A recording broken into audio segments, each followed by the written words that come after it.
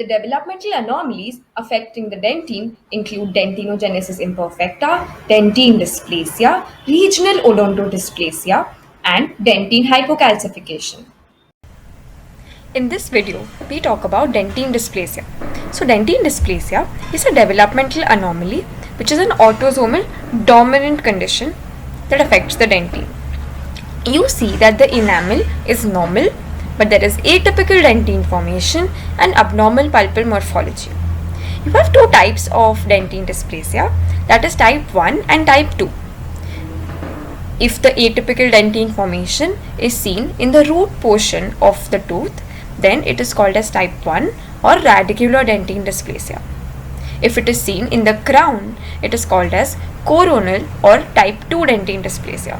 It's very important for us to know the differences between the clinical features, radiographical features, and histopathological features of these two types. We'll first discuss how these two types vary in their clinical features.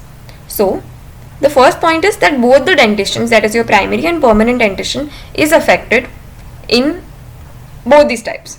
So, type 1 also you have both dentitions affected, and type 2 you have both dentitions affected.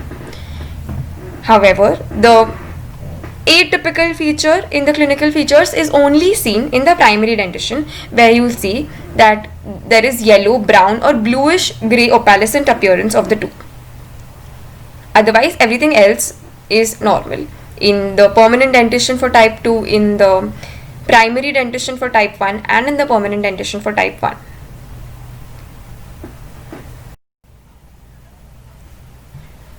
Now let's look at the radiographical features that differ in type 1 and type 2.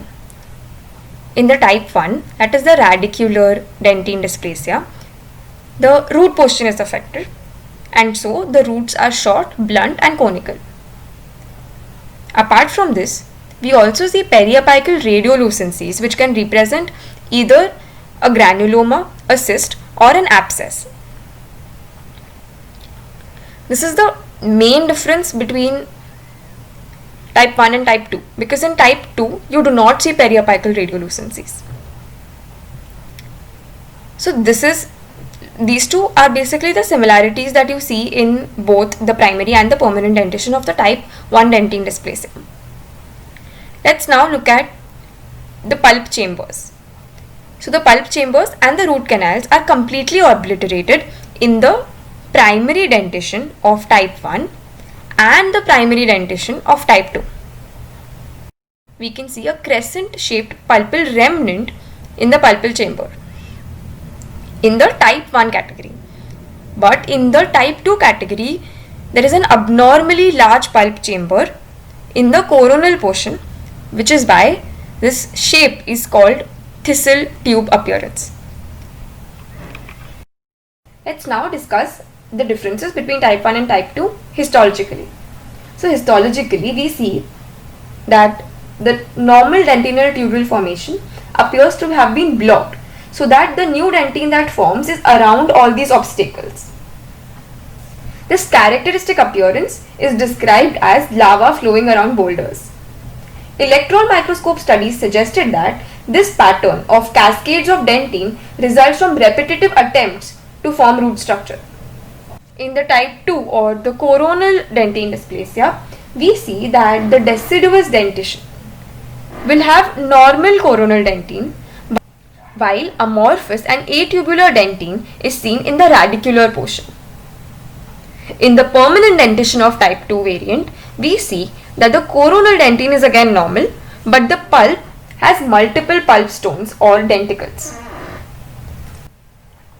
That's all when it comes to classifying type 1 and type 2 dentine dysplasia. Let's talk a little more about type 1 dentine dysplasia. So there's a wide variation that is seen in root formation, which is produced because dentinal disorganization can occur at different stages of tooth development. We classify this based on what we can observe radiographically. So if the dentine disorganization is lost early in the tooth development, you will see no pulp chambers and no root. This is classified as type 1A dentine dysplasia. If you see small horizontally oriented crescent shaped pulp and a root that is few millimeters in length, it's classified as type 1B. If you see two horizontally oriented crescent-shaped pulpal remnants around a central island of dentine with a significant but shortened root length, it's called as type 1C. If the pulp chambers are visible and the root length is near normal, it's called as type 1D. Here you'll also observe pulp stones that are located in the coronal portion of the canal.